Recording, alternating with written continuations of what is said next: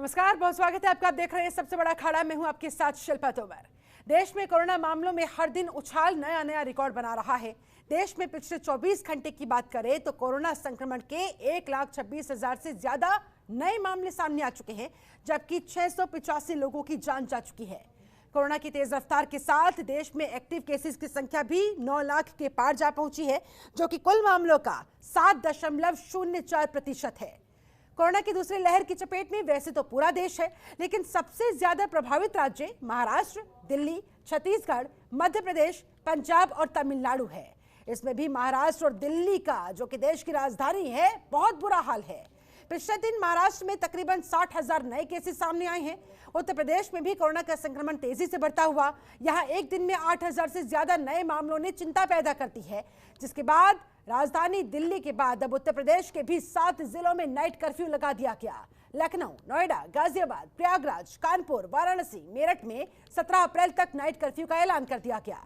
यही नहीं, इसके अलावा छत्तीसगढ़ के रायपुर में संपूर्ण लॉकडाउन लगाया जा चुका है। कोरोना के खिलाफ इस जंग में वैक्सीनेशन एक अहम हथियार बना हुआ है। इस बीच कई राज्य वैक्सीन के स्टॉक की कमी को लेकर चिंता जाहिर कर रहे हैं और केंद्र से लगातार वैक्सीन मुहैया कराने की अपील कर रहे हैं। लेकिन बात अब आरोप प्रत्यारोप तक जा पहुंची है, तू मैं तक जा पहुंची है। टीके को लेकर महाराष्ट्र और केंद्र सरकार के बीच रार देखने को मिल रही है। महाराष्ट्र के स्वास्थ्य मंत्री ने मोदी सरकार पर वैक्सीन देने में भेदभाव करने का आरोप लगा दिया। उन्होंने कहा केंद्र जरूरत से कम वैक्सीन की सप्लाई कर रहा है, जबकि आबादी के हिसाब से गुजरात और यूपी जैसे राज्यों को महाराष्ट्र राज्य से ज्यादा वैक्सीन उपलब्ध करवाई जा रही है। उधर केंद्रीय मंत्री प्रकाश जावड़ेकर ने भी पलटवार किया और कहा कि आज कोविड वैक्सीन की 23 लाख डोज यानी कि 5 से 6 दिन का स्टॉक महाराष्ट्र सरकार के पास है। जिलों में वैक्सीन भेजना, जिलों से तहसील में भेजना, वहां से वैक्सीन केंद्रों तक वैक्सीन को पहुंचाना, ये सब कुछ राज्य सरकार की जिम्मेदारी के अंतर्गत आता है। तो चलिए आज इसी मुद्दे पर करेंगे अपने खास पैनल के साथ चर्चा।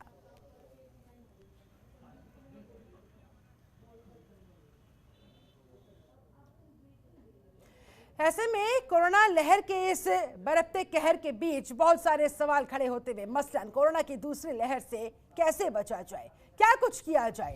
अब तक के जो तमाम इंतजामात किए गए थे, जो तमाम गाइडलाइंस बनाई गई थी, उनका पालन करवाने की बात कही जा रही थी, क्या वो नाकाफी साबित हो रही है? क्या नाइट कर्फ्यू से कम होगा कोरोना का कहर? जिस तरह से कुछ स्थानों पर नाइट कर्फ्यू लगा दिया गया है, कितना असरदार ये रहेगा, ये भी लगातार बड़ा सवाल बना हुआ है।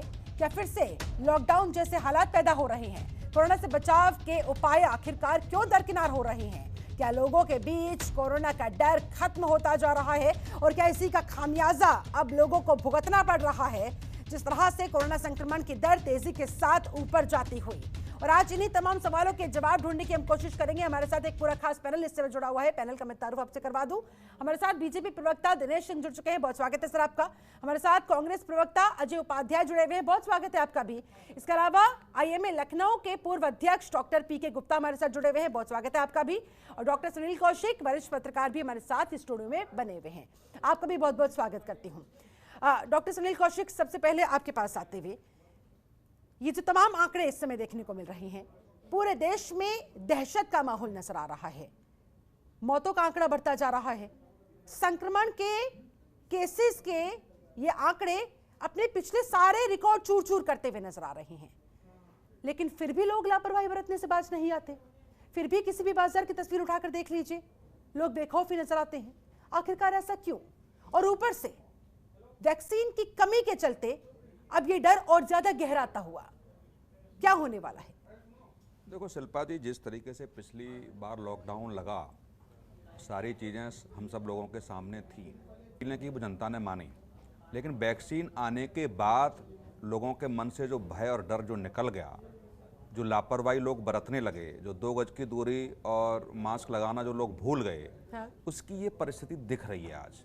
दूसरी बात, तमाम सरकारों ने कोरोना काल के बीच में जो मुकदमे लगे थे, जिन्होंने नियम तोड़े थे, वो वापस ले लिए। इससे लोगों के मन से भय निकल गया कि कुछ होने वाला नहीं है, क्योंकि वो एक राजनीतिक निर्णय था। और मुझे लगता है कि वो सरकारों ने जो निर्णय लिए वो बहुत जल्दबाजी में लिए। निर्णय होते लेकिन कुछ दिन बाद और समय बात होते तो मुझे लगता है कि जनता में उसकी स्थिति बनी रहती, थोड़ा सा भय रहता। हाँ। वो नहीं हो पाया।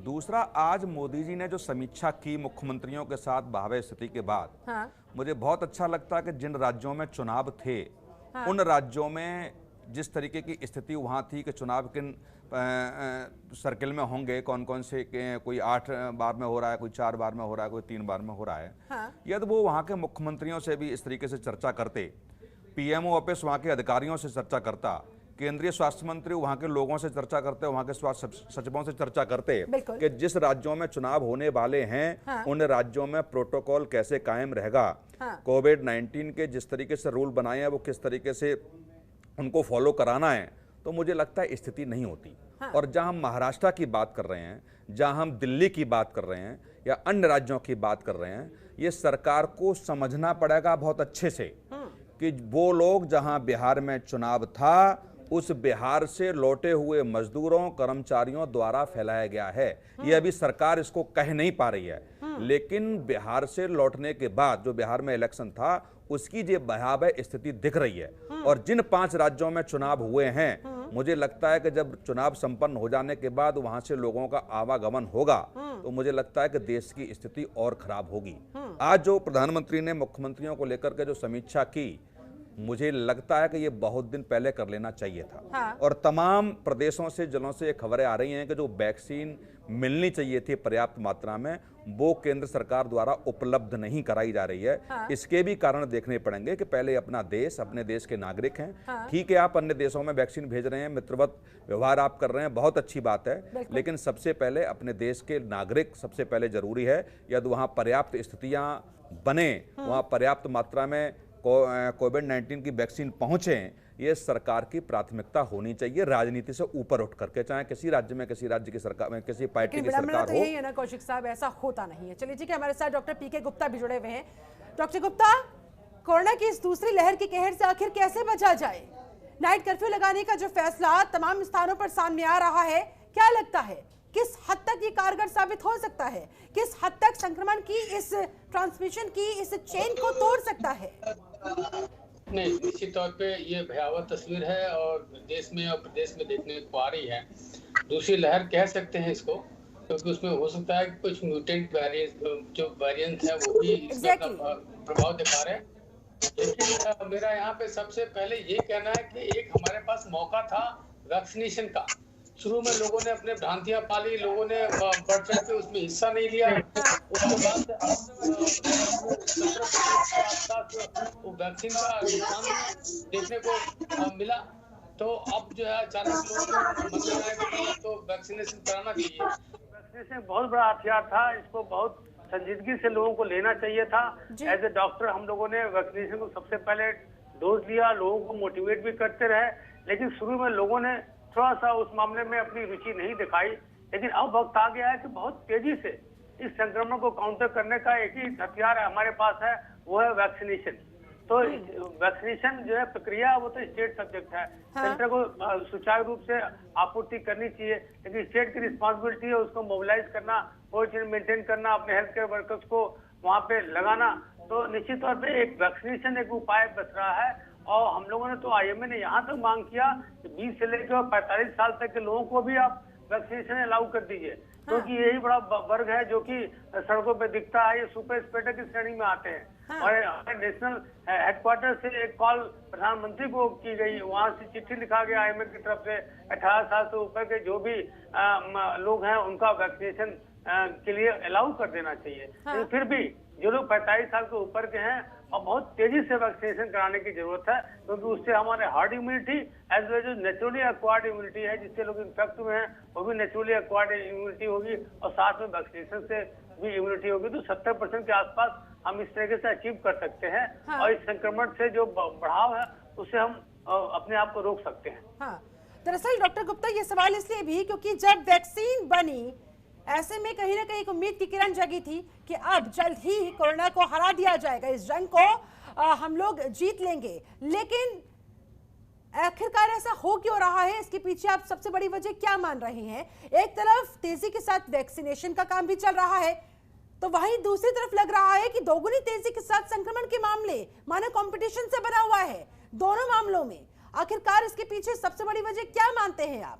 बल्कि वैक्सीन सामने आने के बाद, बड़ी संख्या में लोगों को वैक्सीन लगने के बाद तो संक्रमण की दर तेजी के साथ गिरनी चाहिए थी, लेकिन हो उल्टा रहा है, तेजी के साथ ये बढ़ता जा रहा है। निश्चित तौर पे देखिए, वैक्सीनेशन के प्रति लोगों का जो रुझान था शुरू में वो थोड़ा सा कम था, लेकिन अब समय के साथ साथ तेजी से रुझान बढ़ रहा है। और ये भी एक आंकड़ा है, एक स्टडी आई है कि जो लोग सीवियर सिक हो रहे हैं, जो हॉस्पिटल में भर्ती हैं, उसमें 10% ही लोग वैक्सीनेटेड हैं। इसका मतलब जो लोग वैक्सीन लिए हुए हैं उनके अंदर जो बीमारी की तीव्रता है वो कम हो रही है। इसमें इफेक्टिविटी तो है, लेकिन ये लीथल नहीं है। इसलिए लोगों को बहुत बार लेवल पे वैक्सीनेशन में अपनाना चाहिए। और साथ में सरकार से भी आग्रह है कि युवाओं को भी वैक्सीनेशन के लिए जो सरकार का प्रोटोकॉल है उसमें ढील देना चाहिए। तो ये हम लोगों ने कहा था कि वैक्सीनेशन के बाद ऐसा नहीं कि आप सोशल वैक्सीन, जिसको हम मास्किंग कहते हैं, सोशल डिस्टेंसिंग कहते हैं, इसको आप कॉम्प्रोमाइज कर लें। तो ये लोगों ने मास्किंग वैक्सीन आ गया, लोग और सूडो सेंस ऑफ यूफोरिया में चले गए, कॉन्फिडेंट हो गए। वैक्सीन नहीं लगवाना और ऊपर से फिर लापरवाही बरतना और बरतते चले जाना। वो लापरवाही और सोशल डिस्टेंसिंग दोनों में जो है लोगों ने अब कॉम्प्रोमाइज किया, उसका नतीजा देखने को मिल रहा है। चलिए ठीक है, हमारे साथ अजय उपाध्याय कांग्रेस प्रवक्ता भी जुड़े हुए हैं। अजय जी, नाइट कर्फ्यू कई स्थानों पर लगा दिया गया है। जिस तरह की स्थिति इस समय पूरे देश में बनी हुई है, खास तौर पर महाराष्ट्र की बात कर ले, देश की राजधानी दिल्ली की बात कर ले, क्या आपको लग रहा है लॉकडाउन की तरफ एक बार फिर से हम लोग आगे बढ़ते हुए, और क्या अब लॉकडाउन ही एकमात्र उपचार बचा हुआ है ये तेजी के साथ बढ़ते आंकड़ों पर लगाम लगाने के लिए? आपको क्या लगता है, आपकी क्या राय है? नहीं शिल्पा जी, एकमात्र उपाय तो लॉकडाउन नहीं है, क्योंकि लॉकडाउन से देश को बहुत हानि हुई है, हम सबने देखा है। उसके एक पक्ष है, जरूर है कि लाभ भी हमें हुए कि स्प्रेड थोड़ा कम हुआ, लेकिन साइड इफेक्ट भी उसके बहुत ज्यादा हुए। तो मुझे लगता है कि लॉकडाउन की प्रक्रिया को भी जहां जहां ज्यादा है संक्रमण का दौर है, उसके हिसाब से स्थानीय प्रशासन को इस पे निर्णय लेना चाहिए और प्रयास करना चाहिए। पहली बात की जहां आवश्यक है वहां जरूर लॉकडाउन करे, पूर्ण लॉकडाउन की जरूरत जहां अति आवश्यक हो जाए वहीं करे। जहां तक बात है, दो चीजें मैंने देखा अभी, दोनों पैनलिस्ट जो आपके हैं, चाहे वो डॉक्टर साहब जो पॉलिटिकल एनालिस्ट हैं या डॉक्टर साहब जो रियल में डॉक्टर हैं, दोनों ने बड़े अच्छे ढंग से इस पूरे चीज को विश्लेषित किया है कि ये कई मुद्दे इस पे जुड़े हुए हैं। हम लापरवाही भी कर रहे हैं, हमारी तरफ से भी हो रहा है, कुछ लोग राजनीति भी कर रहे हैं, राजनीति भी इस पे नहीं होनी चाहिए। ये देश के लिए संक्रमण का दौर है और बहुत बड़ा संकट का दौर है। इसमें हमें इन चीजों से ऊपर उठ करके, राजनीति से परे होकर के सबको मिलकर के इस लड़ाई को लड़नी है। और निश्चित तौर पे चाहे वो राज्य सरकारें हो या केंद्र सरकार हो, लेकिन हो दोनों तो उल्टा रहा है। समन्वय स्थापित करना बहुत नितांत अच्छी जरूरी बात है। आपने इस समय कह दी, लेकिन ऐसा अगर होता तो वाह भाई वाह हो जाता। हो तो उल्टा रहा है। यहाँ तो आरोप प्रत्यारोप का सिलसिला ज्यादा देखने को मिल रहा है। तू मैं की स्थिति की नौबत तक आन पड़ी है। आखिरकार क्यों? यहाँ पर कोरोना से जंग लड़ने की बजाय हम आपस में ही लड़ रहे हैं। नहीं शिल्पा जी,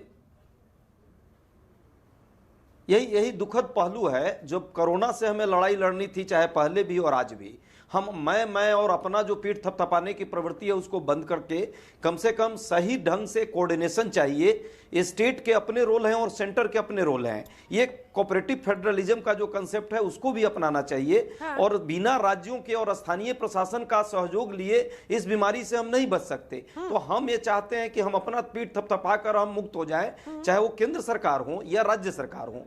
किसी राज्य, पर्टिकुलर राज्य पर आप सिर्फ आरोप प्रत्यारोप लगाएं, ये भी ठीक नहीं है। और कुछ राज्य जिनको सीरियसली लेकर के इसको आगे बढ़ना चाहिए, किसी की भी सरकार हो, वो कांग्रेस भाजपा का कोरोना नहीं है, देश के लिए संकट का दौर है। सभी राज्यों को एक साथ आकर के इस पर ईमानदारी से काम करना चाहिए। लेकिन आप ये बात तो मानेंगे ना, महाराष्ट्र की कि सभी सामाजिक संगठनों को, बहुत दयनीय हो सभी चुकी सामाजिक है। एक दिन में 60 हजार से ज्यादा संक्रमण के मामले सामने आते जा रहे हैं। वहां पर आपकी सरकार है, आपको क्या लग रहा है सबसे अहम कारण वहां पर क्या है शिल्पा जी, जिसको सबसे पहले पकड़ना होगा? शिल्पा जी दयनीय नहीं, भयावह स्थिति है। लेकिन क्या इसके लिए कोई दोषी ठहराए कि वहां की राज्य सरकार काम नहीं कर रही है, वो अपने नागरिकों को बचाना नहीं चाहती है? तो ये तो नाइंसाफी और बेईमानी होगी। अब यदि मान लीजिए भाजपा के साथी यदि ये बात कहें या भाजपा की सरकार में मंत्री बैठे हुए लोग इस बात को कहें कि महाराष्ट्र सरकार नहीं चाहती है कि बचाव हो, सब सरकारें चाहती है। मैं तो उत्तर प्रदेश की भी सरकार की बात कर रहा हूँ, वो भी चाहती है कि बचाव हो। बनारस में वैक्सीन नहीं है सर। महाराष्ट्र जैसे राज्य में जहां पर कोरोना संक्रमण का ये हाल हो चुका है, वहां से अगर वैक्सीन वेस्टेज की खबर सामने आएगी तो फिर जवाबदेही तो आपकी बनेगी। नहीं, वेस्टिंग एकदम है। वेस्टिंग की यदि बात करेंगी तो 9.4% उत्तर प्रदेश जैसे राज्य में वेस्ट हुआ है, तेलंगाना में 17.4% हुआ है और महाराष्ट्र में मात्र 6.5% के आसपास में है। तो क्या उत्तर प्रदेश से प्रश्न किया जाना चाहिए, तेलंगाना से प्रश्न किया जाना चाहिए या नहीं? मैं कहता हूं नहीं किया जाना चाहिए। कोई भी वैक्सीन को वेस्ट नहीं करना चाह रहा है। जहां ज्यादा संक्रमण है वहां ज्यादा सक्रियता की जरूरत है और ज्यादा मेहनत की जरूरत है। बनारस में वैक्सीन नहीं मिल रहा है तो क्या मैं केंद्र सरकार से पूछूं या मोदी जी का संसदीय क्षेत्र है ये, क्या मुझे प्रश्न करना चाहिए कि बनारस में क्यों वैक्सीन की कमी हो गई, क्यों सेंटर वैक्सीनेशन सेंटर बंद हो रहे हैं? हाँ। इस पर एक समन्वित नीति केंद्र सरकार को अपनाना चाहिए। 11 पर पूरे एक साल में इस पर मीटिंग की है प्रधानमंत्री जी ने और 1100 बार कर ली। चलिए ठीक है सर, लौटूंगी आपके पास। दिनेश सिंह, लड़ते रहिए, झगड़ते रहिए, आरोप प्रत्यारोप करते रहिए, तू मैं में उलझे रहिए। कोरोना अपना काम तेजी के साथ करता जा रहा है। आप लोग कहां रह गए? आप लोग क्या कर रहे हैं? आरोप प्रत्यारोप का खेल ये कभी खत्म होगा या फिर हमारे देश को कोरोना के खिलाफ इस जंग में वो सुबह कभी आएगी जब गर्व के साथ एक चेहरे पर बड़ी सी मुस्कान के साथ हम कहेंगे कि हमने आज अंततः ये जीत हासिल कर ली, ये जंग जीत ली? दिनेश सिंह, कोरोना महामारी में राजनीति कौन कर रहा है, ये आपका सवाल है ना। राजनीति कौन कर रहा है ये दुनिया देख रही है और देश की जनता भी देख रही है कि राजनीति कौन कर रहा है। अगर कोई राजनीतिक दल मेरा सवाल ये भी नहीं है कौन कर रहा है कौन नहीं कर रहा है, मुझे नहीं मतलब उससे, क्यों हो रही है। आम जनता आखिरकार इसका खामियाजा क्यों भुगते? इस समय देश की जनता की जान पर सवाल बना हुआ है, राजनीति का यहाँ सवाल नहीं है। नहीं, इसीलिए मैं कह रहा हूँ शिल्पा जी, मेरी बात कंप्लीट हो जाती तो शायद मैं वही कहने जा रहा हूँ जो आप पूछ रही थी। मैं सिर्फ ये कह रहा हूँ कि जब कोई भी राजनीतिक दल का नेता आके ये कहने लगे कि भाजपा की सरकार ने वैक्सीन को बनाया है इसलिए हम तो नहीं लगवाएंगे, तो क्या मैसेज जाता है? देखिए, आपको पॉजिटिविटी फैलाने में बहुत समय लगता है। डॉक्टर साहब बैठे हुए आते पूछ लीजिएगा भी, पॉजिटिविटी फैलाने में बहुत समय लगता है, बहुत प्रचार करना पड़ता है। अगर निगेटिविटी जाना हो तो एक बात से पहुंच जाती है। हाँ। जिस तरह से लोगों को बरगलाने का काम कुछ लोगों ने किया है, कुछ पार्टियों ने किया है, लोगों में भ्रम फैलाने की कोरोना वैश्विक महामारी में, ये अजय जी भी कह रहे हैं और सारे लोग भी कह रहे हैं, डॉक्टर गुप्ता भी कह रहे हैं, राजनीतिक विश्लेषक भी कह रहे हैं कि ये पार्टी और जाति धर्म ये पूछ के तो कोरोना हो नहीं रहा है और सारे राज्यों में हो रहा है। हाँ, जहाँ लोग लापरवाही कर रहे हैं वहाँ ज्यादा हो रहा है। कितने आंकड़े आज आए हैं सामने, एक दिन में 1.25 लाख के को पार किया, 1,36,000 कोरोना के पेशेंट आए, उसमें आप देख लिए आधे से ज्यादा मामले महाराष्ट्र में, आधा से ज्यादा आज जो मौतें हुई उसमें आधे से ज्यादा मौतें महाराष्ट्र में हुई। लेकिन विपक्ष की तरफ से फिर ये कहना है, जिस तरह से महाराष्ट्र के अंदर वैक्सीन वेस्टेज का आरोप आपके मंत्री की तरफ से लगाया गया, तो जरा उत्तर प्रदेश के भी हाल देख लीजिए। मैं यही तो जानना चाह रही हूँ, आप उन पर आरोप लगा दीजिए, वो आप पर आरोप लगा दे, इससे मिलेगा क्या? आरोप मैं नहीं लगा रहा हूँ, मैं ये सिर्फ कहना चाहता हूँ शिल्पा जी, जितनी कोशिश अपने नेताओं को बचाने में लोग 100 करोड़ रुपए की धन उगाही करने के बाद जब तक सर्वोच्च न्यायालय का आदेश नहीं आ गया तब तक लोगों ने अपने नेताओं को बचाने की कोशिश की है। अगर इतनी ही चिंता अपने प्रदेश की जनता की हो जाए नेताओं को, तो शायद कोई कोरोना वैश्विक महामारी से मरने न पाए। अभी डॉक्टर साहब कह रहे थे लोग पार्टियों को, लोग शिल्पा जी आप चर्चा करती, आपके साथ में चर्चा में बैठा था एक दल के नेता, मैं नाम नहीं लेना चाहता, वो यही चर्चा करते थे भैया आपके वैक्सीन में क्या है, लगवाने के बाद भी लोग पॉजिटिव हो रहे हैं, जिनको इतनी जानकारी नहीं है। राष्ट्रीय चैनल पर बैठ के इस तरह की बात नहीं, डॉक्टर साहब ने कहा कि आपके अंदर एंटीबॉडी डेवलप होगी, आपके अंदर संक्रमण का प्रभाव कम होगा, डेथ रेट मामूली होगा, ना के बराबर होगा। अभी जितने केसेज आ रहे हैं उसमें आप देख लिए। चलिए, वैक्सीन का जो विरोध सिर्फ विरोध के नाम पर कर रहे हैं उनका तो कुछ किया नहीं जा सकता, लेकिन जो राज्य केंद्र सरकार से वैक्सीनेशन की कमी की बात कह रहे हैं उस पर जवाब दीजिए। वो कमी आप कैसे पूरी करेंगे, कब तक पूरी करेंगे? इस समय एक दूसरे से झगड़ने की बजाय दिनेश जी, यहाँ पर आप लोगों को तो उन्हें आश्वासन देना चाहिए कि भाई चलिए 2 दिन 4 दिन 5 दिन 6 दिन की आपके पास डोसेज बची हुई है, आप तब तक उसको यूटिलाइज कीजिए, तब तक उसे जनता तक पहुंचाइए, तब तक हम इंतजाम करते हैं। ऐसी कोई समस्या आएगी ही नहीं, बात खत्म हो जाती। नहीं शिल्पा जी, ये जब आरोप लोग लगाते हैं, हाँ। मैं कह रहा हूँ कि क्या राज्यों को देखकर वैक्सीन पहुंचाई जा रही है? हाँ। ये वहाँ के सप्लाई, जब केंद्र सरकार ने वैक्सीन को किसी राज्य में पहुंचा दिया, हाँ। तो उस राज्य की जिम्मेदारी है कि कैसे वो सेंटर तक पहुंचे, वो गाँव तक वैक्सीन कैसे पहुंचे। ये जिम्मेदारी वहाँ के स्टेट गवर्नमेंट की है। उसकी चेन टूटने ना पाए, उसकी कूलिंग चेन टूटने ना पाए, ये किसकी जिम्मेदारी है? अगर लापरवाही कोई भी सरकार करे, वो भाजपा की सरकार करे, कांग्रेस की करे, मैं इससे पटरे में नहीं जाता हूँ। और मैं ये भी नहीं कहता हूँ कि वहाँ कांग्रेस का शासन है। मैं कहता हूँ देश के नागरिक है, और कोरोना जैसी वैश्विक महामारी से एक भी डेथ ना हो, प्रधानमंत्री जिसके लिए पूरी कोई ये कहे। मुझे अफसोस तब होता है शिल्पा जी, जब लोग अनर्गल आरोप लगाते हैं कि नहीं केंद्र सरकार जो है राज्यों को कम सप्लाई दे रही, समान रूप से सारे राज्यों में सप्लाई जा रही। लोग पता नहीं कहाँ से आंकड़े ले आते हैं कि यहाँ पर इतने परसेंटेज वेस्टेज है, यहाँ पर इतने परसेंट वेस्टेज हो रही है।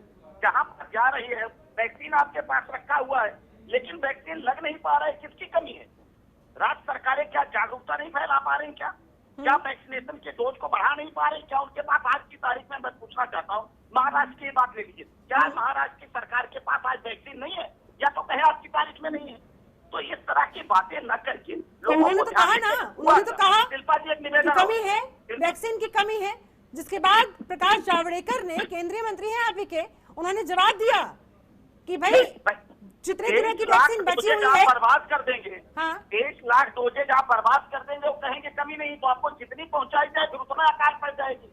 आप उसके महत्व को समझिए, आप उसकी कीमत को समझिए। वो जीवन रक्षक दवाएं हैं, एक दवा बर्बाद ना हो इसकी चिंता करनी चाहिए सरकार, किसी की सरकार हो। मैं ये नहीं कह रहा हूँ, मैंने भाजपा और कांग्रेस की बात मैं नहीं कर रहा हूँ, लेकिन ये जिम्मेदारी राज्य सरकारों की है। और लोगों ने तो अच्छा ठीक है, जिसने जो किया सो किया। अब आगे ये बताएं, अब अगर राज्य सरकारें कह रही हैं हमारे पास स्टॉक खत्म होने वाला है, आप लोग क्या करेंगे? अब सबसे पहले सबसे भयानक स्थिति महाराष्ट्र में बनी हुई है, आप लोगों का दायित्व बनता है सबसे पहले तमाम चीजों को दरकिनार करते हुए वहां पर सप्लाई पूरी होनी चाहिए। क्योंकि सर मैं विपक्ष के सवाल पर नहीं जाऊंगी। इस देश का एक आम नागरिक भी आज की तारीख में इस स्थिति को देखने के बाद मन में, उसके जहन में यह सवाल आएगा कि हमारे देश के अंदर आपूर्ति नहीं हो पा रही, वैक्सीन की कमी हो रही है, और हम दूसरे देशों में वैक्सीन भिजवा रहे हैं, क्यों?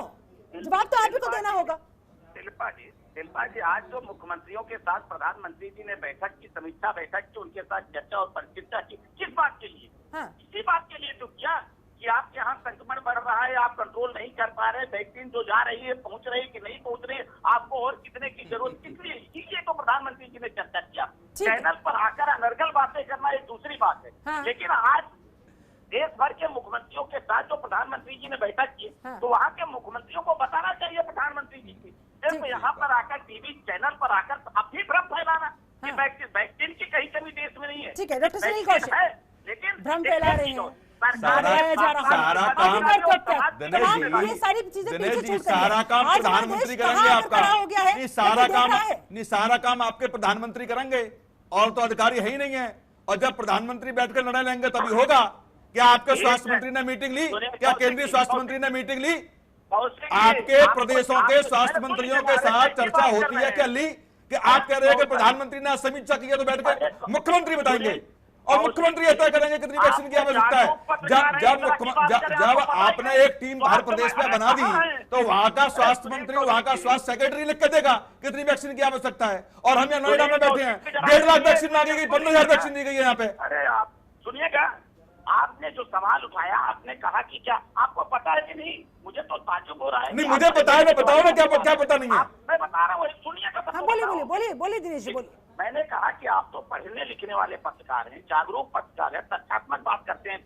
आज प्रधानमंत्री जी की बैठक के पहले स्वास्थ्य मंत्री ने उन 16 राज्यों में जहां पर संक्रमण ज्यादा बढ़ रहा है, वहां पर स्वास्थ्य मंत्री ने वहां के स्वास्थ्य मंत्रियों से पहले बैठक कर, तो फिर वैक्सीन की डिमांड को पूरा क्यों नहीं किया? वैक्सीन के डिपार्टमेंट को पूरा क्यों नहीं किया? आप 2 दिन पहले नोएडा में एक हॉस्पिटल में 20% की वैक्सीन खराब हो गई यहाँ पे, इनका जिम्मेदार कौन होगा? और आपने आपने टारगेट निर्धारित कर दिया है कि इतनी वैक्सीन आपको लगेगी। आपको बताया कि एक वैक्सीन 4 घंटे में खराब हो जाती है और आप टारगेट दे रहे हैं इसके लिए। अरे आप सुनेंगे तो सवाल का जवाब आएगा ना।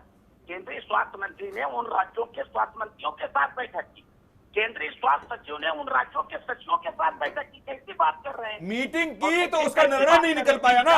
उसका निर्णय आज प्रधानमंत्री लेंगे क्या? ये तो मैं भी देख रहा हूँ। तो उस मीटिंग के बाद मुझे बता दो डिसीजन क्या लिया, एक डिसीजन बता दीजिए मुझे। यही तो दिक्कत है ना। आप किसी राज्य के स्वास्थ्य, वहाँ के स्वास्थ्य मंत्री से पूछिए, वहाँ के स्वास्थ्य मुझे पता है ना, मुझे पता है ना, तभी मैं बता रहा हूँ। एक निर्णय आप बता दीजिए कि आपके केंद्रीय स्वास्थ्य मंत्री ने निर्णय लिया हो उस मीटिंग के बाद। राजनीतिक बात मत करिए। मैं राजनीतिक बात नहीं कर रहा हूँ, मैं राजनीतिक बात नहीं कर रहा हूँ, मैं जनता के हित की बात कर रहा हूँ मैं आपसे। नहीं, आप और कांग्रेस पार्टी आप करिए ये बात। जनता के मन में भी है, जनता के मन में भी है सर ये सवाल, और जवाब तो देखिए आप ही को देना होगा। चलिए फिलहाल डॉक्टर सुनील कौशिक आप ही के पास आते हुए, आखिर ये जो स्थिति इस समय देखने को मिल रही है, क्या हम इस स्थिति के लिए पहले से तैयार नहीं थे? क्योंकि जिस तरह की तस्वीरें बीच बीच में हमारे सामने थी, हालांकि कोरोना का संक्रमण दर उस समय इतना नहीं था जो आज की तारीख में देखने को मिल रहा है। क्या हम तब भी अलर्ट नहीं हुए कि अगर आगे जाकर ऐसी स्थिति उत्पन्न हुई तो हम कैसे उससे निपटेंगे, या आपस में ही लड़ते मरते रह जाएंगे? शिल्पा, दूसरे देशों में दूसरी लहर आई है, हाँ, इसकी जानकारी तो फिर हमारे देश ने सबक क्यों नहीं लिया? सरकार ने सबक क्यों नहीं लिया?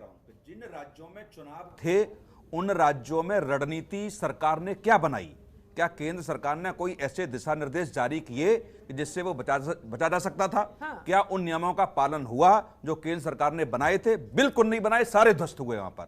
और मैं फिर कह रहा हूं आपके चैनल के माध्यम से, जो महाराष्ट्र दिल्ली की जो भयावह स्थिति है वो बिहार के चुनाव के बाद बिहार के लोगों का आगमन हुआ है, उसकी वजह से है। ये निकल के रिपोर्ट्स आएगी आपकी।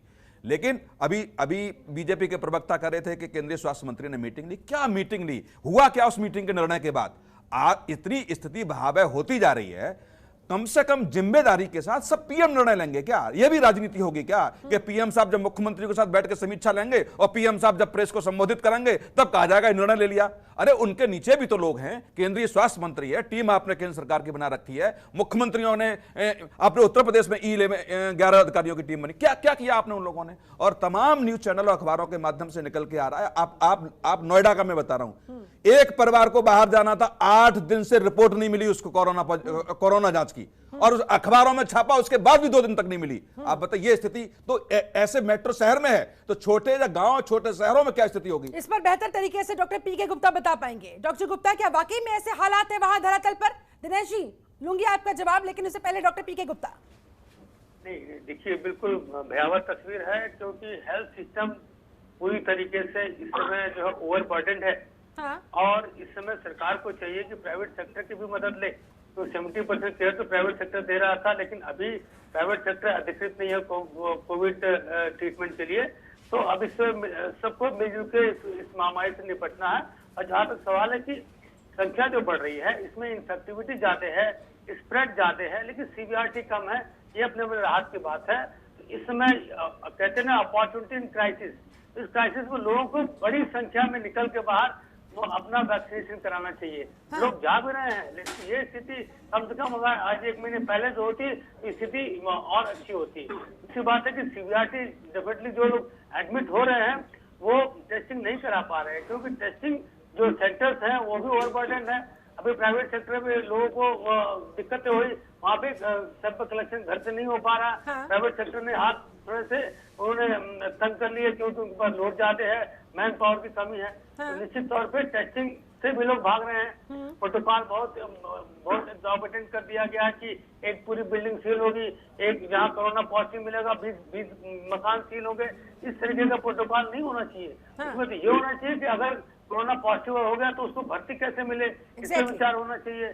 कोविड टेस्टिंग इजिली हो जाए उसको।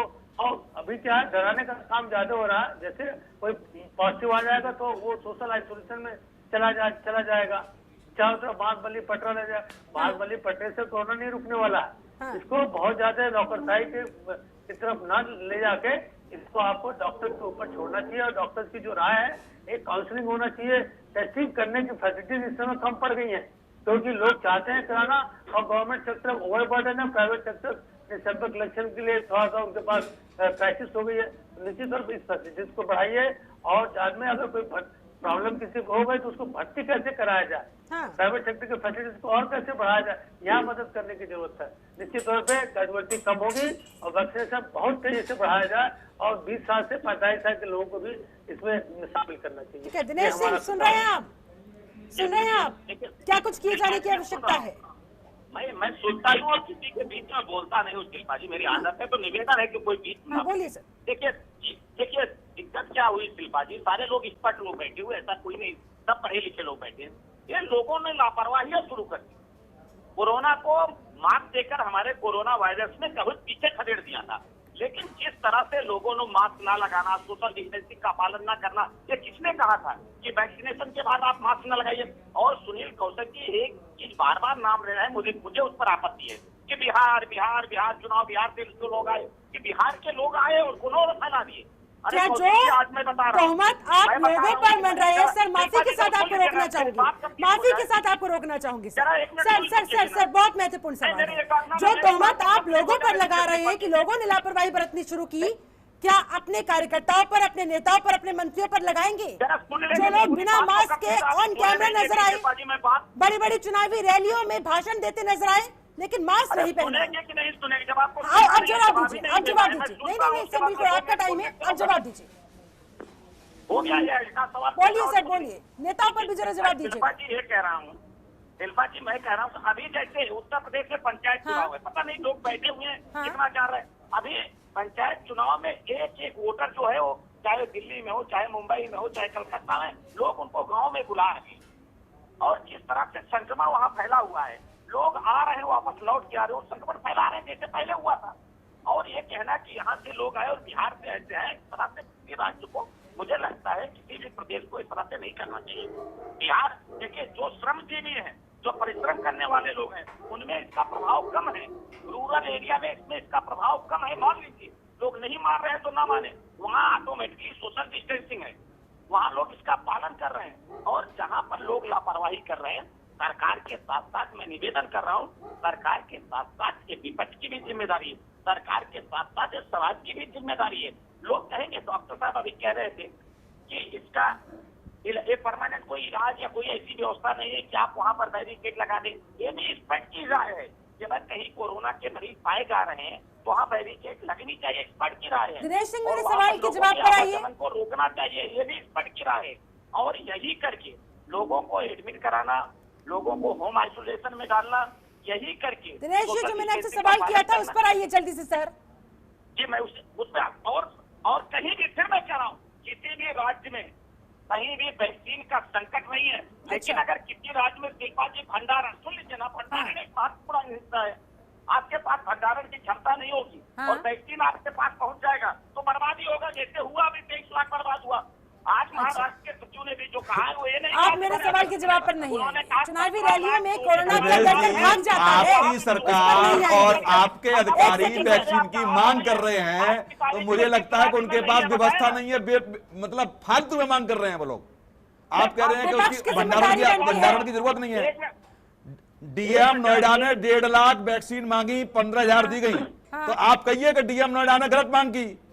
अब सुन लीजिए मेरी बात, अब इसका जवाब ले लीजिए, एक सेकंड देखिए, डॉक्टर साहब बैठे हैं, अभी पूछ लीजिए, एक्सपर्ट है उस मामले में। दिक्कत क्या हुई शिल्पा जी, प्रारंभ में जब वैक्सीन पहुंचाई गई तो लोग वैक्सीन लगवाने के लिए आगे नहीं आ रहे थे। अभी जब संक्रमण का दूसरा दौर आया है तो लोगों ने तेजी से वैक्सीन की तरफ भाग रहे लगवाने के लिए, तो 2 दिन में इस तरह से हो ही जाएगा। लेकिन ये वैक्सीन आप खत्म होने के पहले किसी राज्य और किसी जिले में अगर वैक्सीन न पहुंचे तो आप सवाल खड़ा करिए। लोगों को कहा जा रहा था लोग वैक्सीन नहीं लगवा रहे थे, लेकिन जब इस तरह से संकट का दौर बढ़ा है तो ऑटोमेटिकली लोगों में जागरूकता है। हम बैठ के सारे चैनल पर लोग ये बात करें कि नहीं वैक्सीन लगाइए, यहीं पर बैठ के लोग कंट्रोवर्सी बयान देते थे कि नहीं लगाना है, हो रहा है। ठीक है अजय उपाध्याय, कुल मिलाकर इनडायरेक्टली तोहमत यहाँ पर एक बार फिर से विपक्षी दलों पर कि आप लोगों ने लोगों के बीच ऐसी भ्रम की स्थिति उत्पन्न की, लोगों को एक बार फिर से वैक्सीनेशन के मसले पर भी, कोरोना के मसले पर भी बरगलाने का काम किया। और आज देखिए हालात क्या हो गए हैं। विपक्ष की जिम्मेदारी है, लोगों की जिम्मेदारी है, सरकार की कोई जिम्मेदारी नहीं है। शिल्पा जी, मैं निरंतर मैं निरंतर सुन रहा था, मुझे थोड़ा वक्त दीजिएगा। पहली बात कि विपक्षी पार्टियों में कौन पार्टी है वो मैं नहीं सरकार की भी जिम्मेदारी होती तो आप मेरे सवाल का जवाब देते ना दिनेश सिंह। आप मेरे सवाल का जवाब देते कि फिर आप ही के नेतागण, आप ही के मंत्रीगण बिना मास्क के क्यों नजर आए थे? गाइडलाइंस का पालन उस समय क्यों नहीं किया गया था? चुनावी रैलियों में क्यों आखिरकार कोरोना गाइडलाइंस की धज्जियां उड़ाती हुई नजर आई थी? अगर जिम्मेदारी होती तो आप जरूर इस पर जवाब देते, लेकिन आपने बहुत सारी बातें कही, इस पर जवाब नहीं दिया। शिल्पा जी, इस पे अगर आपको पूछा, सुन लीजिए, कभी तो देखिए, जहाँ पर चुनाव होता है वहाँ की गाइडलाइन कौन तय करता है? सभी का मेरा भी समय इनको दीजिए, लेकिन इनको इसका एग्जैक्ट आंसर लीजिए कि इनके गृह मंत्री और देश के प्रधानमंत्री बिना मास्क के क्यों घूम रहे हैं? दिनेश जी कैसी मैं पूरा समय मेरा भी लीजिए। मतलब कोरोना का चुनाव आयोग गाइडलाइन तय करेगा, जो केंद्र सरकार ने तय रखी है वो चुनाव आयोग ने कैंसिल कर दिया। बैठा हूँ आपके चैनल पे, लेकिन मैं चाहता हूँ कि इनसे आंसर लीजिए। ये दाएं बाएं ना जरा सुन तो लीजिए डॉक्टर सुनील कौशिक। नहीं, मैं वही कह रहा हूं कि चुनाव आयोग कोरोना को लेकर के गाइडलाइन तैयार करेगा क्या? जो केंद्र सरकार ने, वहां की प्रदेश सरकार ने इस बीमारी को लेकर गाइडलाइन तय कर दी, उसको फॉलो करेगा। और सबसे ज्यादा जिम्मेदारी मैं कह रहा हूं कि विपक्ष से ज्यादा सरकार की जिम्मेदारी होती है, संदेश सरकार को देना पड़ता है। और सरकार के लोग या धज्जियां नहीं उड़ाएंगे तो मुझे लगता है विपक्ष के नेताओं को जेल भेजने की जिम्मेदारी सरकार की होती है, लेकिन सरकार के लोग ही धज्जियां उड़ाएंगे तो विपक्ष पे आप उंगली नहीं उठा सकते हैं। बिल्कुल सबकी जिम्मेदारी है, बिल्कुल सबकी जिम्मेदारी है। लेकिन रैलियों में आपने पंचायत के चुनाव को लेकर के गाइडलाइन तैयार की कि 4 लोगों से ज्यादा लोग इकट्ठे नहीं हो पाएंगे, और इन जिन प्रदेशों में रैलियां लाखों की रैलियां हो रही हैं। ठीक है, अजय उपाध्याय। देखिए, कथनी और करनी में इतना अंतर यदि रखेंगे तो आम जनता तो आप देश के मुखिया है, आप ही से लोग लेता है। कहीं ना कहीं एक तरह से उदाहरण के तौर पे लिया जाता है। पर उपदेश कुशल बहु तेरे से काम नहीं चलेगा। गृह मंत्री जी सरेआम धज्जिया उड़ा रहे हैं, जानते हुए कि मास्क लगाना जरूरी है और 2 गज की दूरी भी करनी है, लेकिन रोड शो में आप देखिए किस तरह की भीड़ है और किस तरह ये करते रहे हैं। अभी भी आगे भी चुनाव है, अभी उस चुनाव में सारा लोग देख रहा है। भाजपा के एक कार्यकर्ता बाकी प्रदेशों में जा रहे हैं चुनाव के दौरान, वही काम कर रहे हैं। हमारे नेता को आप देखिएगा, चाहे वो राहुल जी हो या प्रियंका जी हो, जहां भी रही हैं, कम से कम पब्लिक प्लेस पर उन्होंने हमेशा ध्यान रखा है इस बात का। एक मैसेज देने का होता है, अनुकरण जनता करती है, आप लीडरशिप में है, तो मुझे लगता है कि इसका ख्याल पुनः रखें।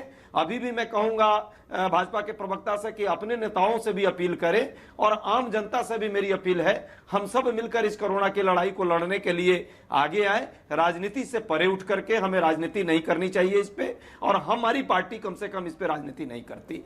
हम ईमानदारी से चाहते हैं कि आम जनता इस संकट के दौर से ऊपर उभरे, क्योंकि इससे सिर्फ कोरोना से एक बीमारी ही नहीं है, इसके कारण कई बीमारियां साथ में जुड़ी हुई है। विपक्षी दलों की तरफ से नाना कहकर लोगों के बीच एक भ्रम की स्थिति नहीं बनी होगी?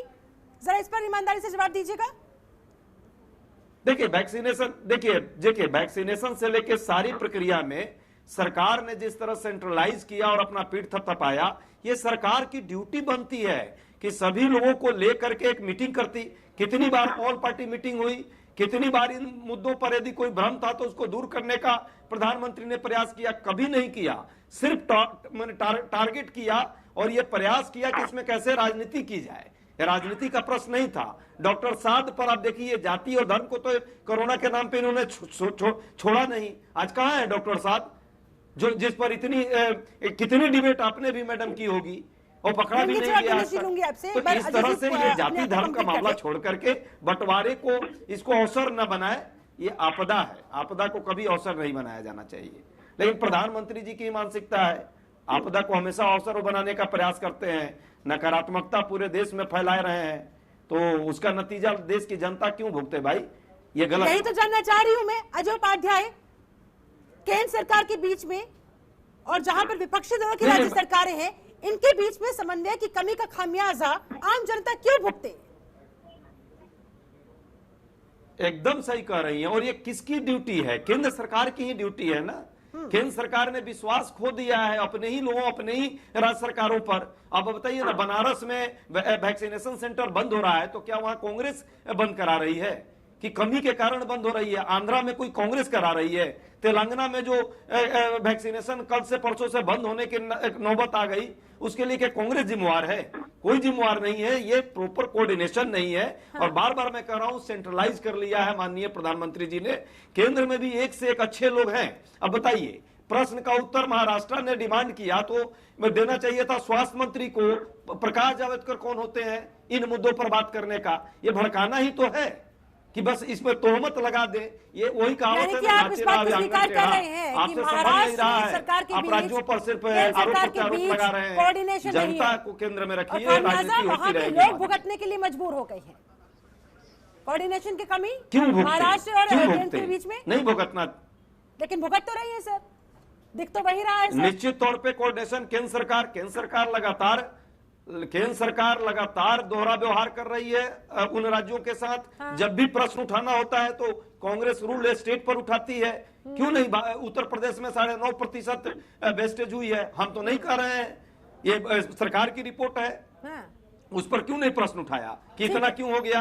हाँ। एक है कि 5% तक हो सकता है वेस्टेज, ये ढुलाई में आने जाने में वेस्टेज का एक फॉर्मूला केंद्र ने भी और एक्सपर्ट ने तैयार किया है। ठीक है, मेरा अभी भी मानना है कि सब छोड़ दीजिए, राजनीति से परे होकर के कोरोना के संक्रमण की लड़ाई में आरोप प्रत्यारोप का दौर बंद करके और इस पर ईमानदारी से प्रयास सभी। केंद्र सरकार भेदभाव कर रही है और उस भेदभाव का नतीजा आपके सामने, हमारे सामने, खामियाजा जनता के सामने।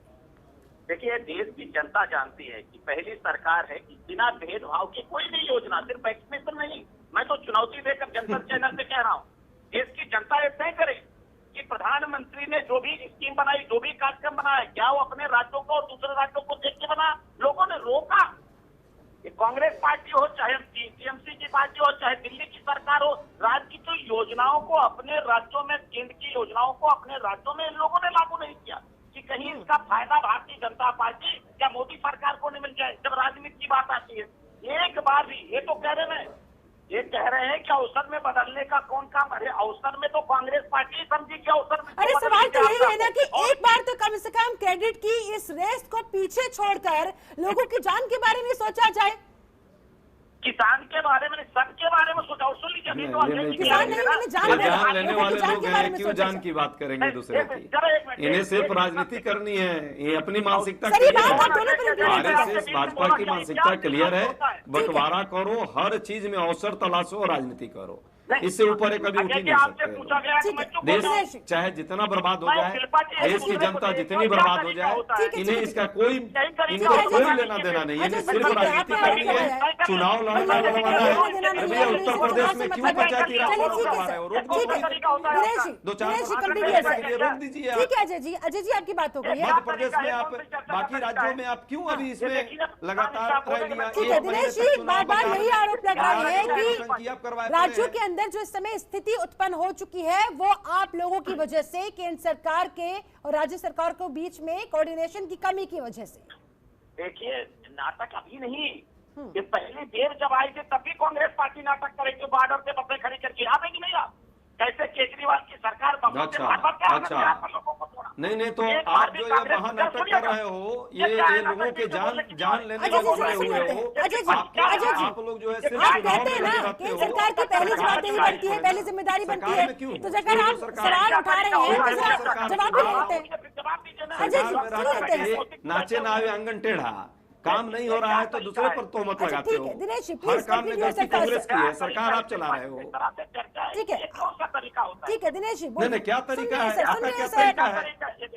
दिनेश जी बोलिए, कांग्रेस आपको दिखती है, सब सुन रहे हैं सर आपको। दिनेश जी बोलिए, ये क्या तरीका है आपका? नहीं आप प्लीज डोंट वेस्ट टाइम।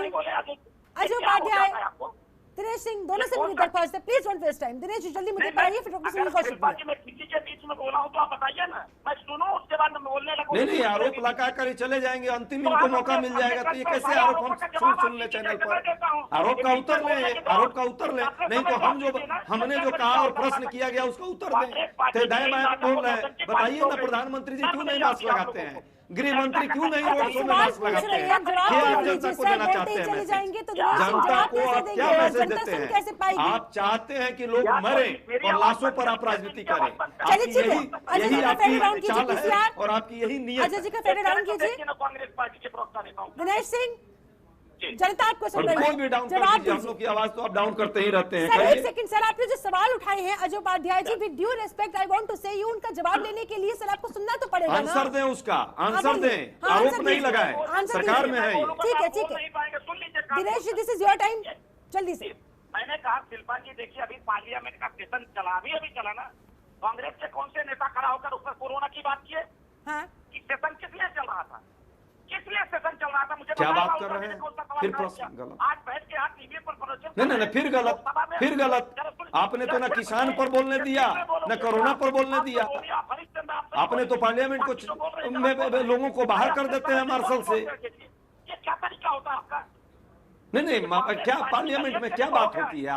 आपने क्या किया? किसान के मुद्दे सर पर आप क्या दोनों बात को होने समय दिया गया था, चर्चा दोनों करने ने की यूं ही आप अपना नहीं समय करनी। जाया कर दिया। डॉक्टर सुनील कौशिक, वाकई में ये क्या तरीका होता है देश के अंदर जो इस समय देखने को मिल रहा है? आपसे फाइनल कमेंट चाहूंगी, किस तरफ हमारा देश आगे बढ़ता हुआ? अभी फिलहाल नाइट कर्फ्यू लगा है, अगर ऐसे हालात लगातार आगे भी यूं ही बने रहे तो वो दिन दूर नहीं होगा जब पूरे देश में एक बार फिर से लॉकडाउन लगाने के लिए मजबूर होना पड़ेगा। नहीं, बिल्कुल ठीक बात है कि राजनीतिक जिस तरीके से प्रधानमंत्री ने मुख्यमंत्रियों के साथ समीक्षा की, मुझे लगता है कि राजनीतिक दलों के मुखियाओं के साथ भी समीक्षा होनी चाहिए कि आखिर में जो उल्टे सीधे बयान वहाँ से आते हैं उन पर ध्यान पर रखते हुए राजनीतिक दलों की जिम्मेदारी बने।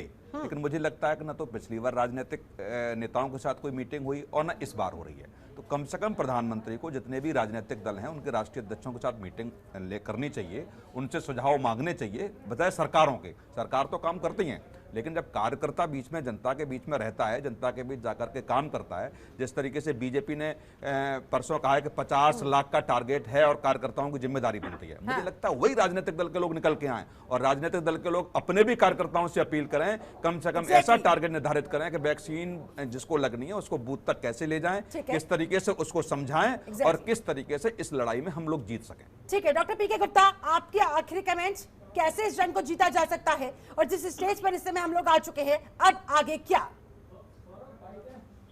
क्या हमने इस जंग को जीतने का सबसे बड़ा हथियार है वैक्सीनेशन।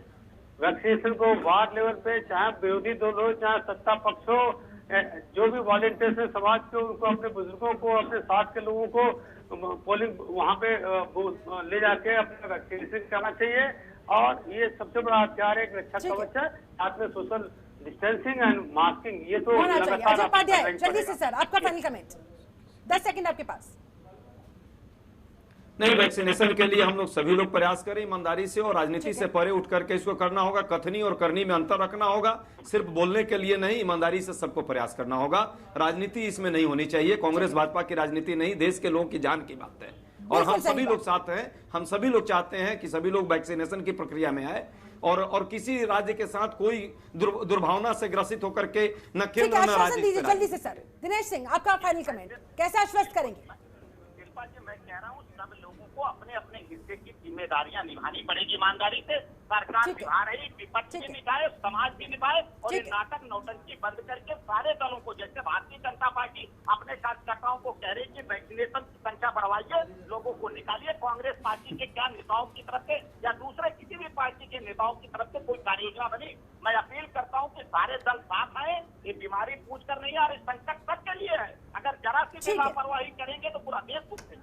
चलिए, बहुत बहुत शुक्रिया मेरे साथ इस खास चर्चा में आप सभी का जुड़ने के लिए। बहुत बहुत शुक्रिया, आप सारे मेहमानों ने समय निकाला, इस चर्चा में शामिल होने के लिए आए। तो राजनीतिक दलों को कोरोना की कितनी चिंता है, आप लोगों की जान की कितनी चिंता है, ये तो आप लोगों ने देख ही लिया, समझ लिया।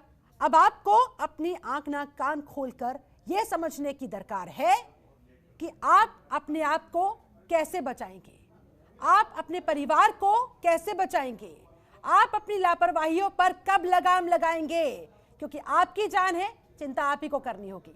राजनीतिक दल सिर्फ राजनीति करने के लिए आते हैं, करके चले जाते हैं। आपको इस जीवन को बचाना है, इस दुनिया में अभी और आगे बढ़ना है, सांसें लेते रहना है, अपने परिवार का भरण पोषण करना है, तो आपको खुद अपनी जिम्मेदारी का एहसास करना होगा। लापरवाही को छोड़ते हुए सतर्कता बरतनी होगी, आसपास बरतवानी भी होगी। चलिए, इसी के साथ मेरे साथ इस खास चर्चा में जुड़ने के लिए आप सभी का बहुत बहुत शुक्रिया। बने रहे जनतंत्र टीवी के साथ। नमस्कार।